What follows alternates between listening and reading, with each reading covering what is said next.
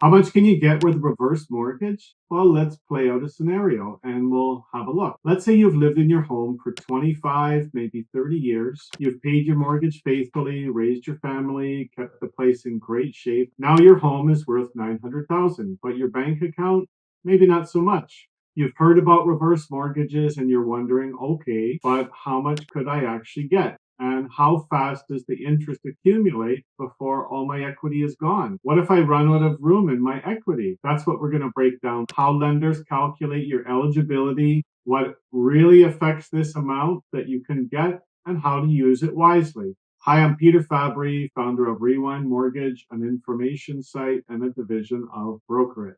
I've been brokering mortgages for over 25 years, helping Canadians, especially those over 55, access financing solutions that fit today's economy. If you'd like to see my licensing information or learn more about my team, everything's linked below in the description. Now let's answer the question everybody asks first. How much money can I get?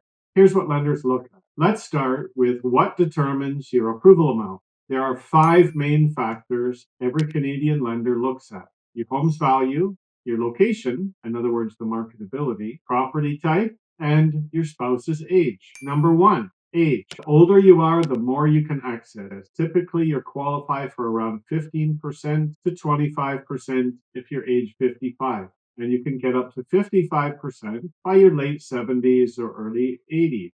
Number 2, the home value. Lenders calculate as a percentage of your appraised value. So if your home is worth around 800,000, qualify for 40%, that's 325,000, and you do not have to take it all at once. That's how much you qualify to take when you need it. Number 3, location. Believe it or not, your postal code matters. Lenders lend more in major urban areas because homes are easier to sell. Number 4, the property type. Single family homes tend to qualify for the highest percentage. Condos, rural homes, or leaseholds, you may get slightly less. Number 5, spouse's age. If you're applying jointly, the lender uses the age of the youngest borrower, since both applicants must have AXA lifetime RT. Those 5 factors shape your base loan amount, and each one can make a surprisingly big difference. So let's do a real world example. Paul, age 60, owns a $700,000 detached home in Edmonton. Because of his age, he qualifies for about $25,000 or $175,000. Example number 2,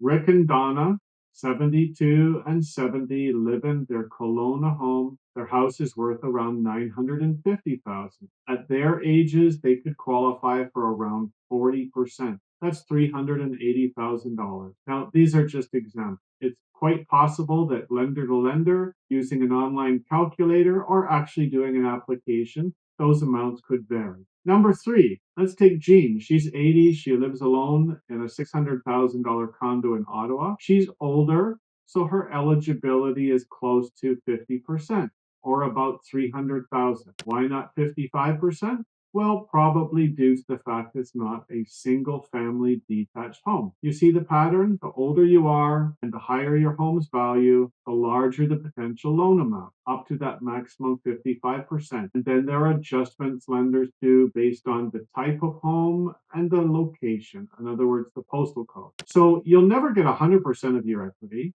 and that's by design. Lenders want to make sure that you always have equity left when the loan is repaid. How can the money be paid out? Well, once you're approved, you can choose how you receive the funds. Option number 1, a lump sum. Great for paying off debts, funding renovations, or large expenses, or paying out a pre-existing mortgage that you have, which you're making payments on.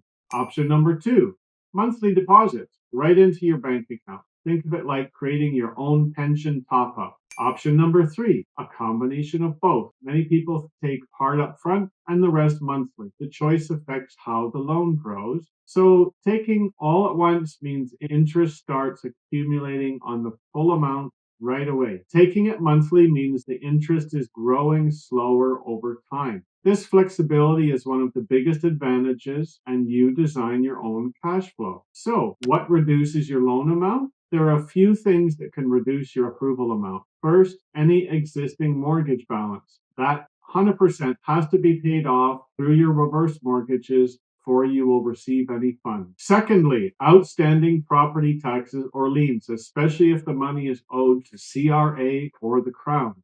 These actually get paid out even before any mortgage lender does, always. In Canada, you own your home and you have ownership rights to the land. Crown owns the land. You see the difference? Tricky how legalese in English language can be, but the Crown always gets their cut first. These must be cleared to protect the reverse mortgage lender's position on title. Number three, the property condition. If your home needs major repairs, the lender may reduce the loan or hold back some funds until the repairs are made. And then the lawyer would pay the contractor who does the repairs out of their trust account. They want to set you up for success now so you're not scrambling looking for money later to up your house. So, strategic uses. How do Canadians actually use the reverse mortgage funds? Well, about a third of them use it to pay off debt or an existing mortgage, freeing up monthly income. About one third use it for home improvements or things like aging in place upgrades, things like stair lifts, walk in showers, or any energy efficient windows. Many use it strategically to help their kids with a down payment or to boost retirement income for themselves, keeping investments untouched. It's all about control, using your home's value in a way that supports your goals now, not just later. So let's talk about the cost, the interest impact. Now, you might be thinking, if I borrow 40 or 50% of my home's value, won't I lose all my equity? Let's do the math. Suppose you borrow 300,000 at 8% and your home is worth 900,000. In 10 years your loan might grow to about 650,000, but if your home appreciates even by a modest 3% per year, it would now be worth $1.2 million. That means you still have about $550,000 equity, even after a decade of compounding interest. Pretty much the same as the equity that was there when you entered the loan 10 years earlier. That's how they're designed to work. And there are variations on this, of course. Rates are low, or your house is in a location that's rising in value faster than the other parts of Canada. Well, you could see your equity go up even more. Now, conversely, if rates are high, or you're in an area that's not particularly recession proof, think oil and gas industry or manufacturing town or border town, well, your equity might not rise as fast or it might even go down. It varies, of course. And these are the things lenders know when they're doing their calculations to see how much you can get based on your postal. They make adjustments for everything. They've got smart actuaries working for them. The whole point is that they're designing these mortgages. That's the intent, anyways. This is why lenders cap the loan to around 55% of the home's value to keep that safety buffer, meaning your equity. So, how much could you get? Well, let's do one more example here. Karen and George from Winnipeg, age 67 and 65, house worth around $750,000. Their eligibility came in around 35%, giving them access to around $262,000. They used $120,000 to clear their mortgage, $50,000 to renovate, and they left the rest in reserve for emergencies. They said, it felt like getting a raise at work without having to move, touch their investment. So let me ask you, if you could access 35%, 45% of your home's value tomorrow, what would you do with it? Please type your answer in the comments. I'd love to see. So here's my quick advice if you're considering this step. Talk to a licensed broker, not just your bank. Get a realistic range of what kind of funds you can access. Number two, compare scenarios, lump sum versus monthly draws to see what fits your lifestyle. Ask for amortization estimate. It shows you how your loan grows and what equity you keep over time. This is something that I do with every mortgage application, and you'll get a full disclosure of what your likely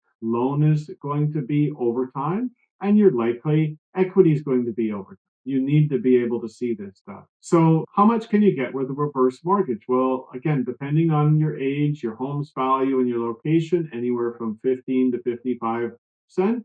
And the key is understanding the math, because that's what turns fear into freedom.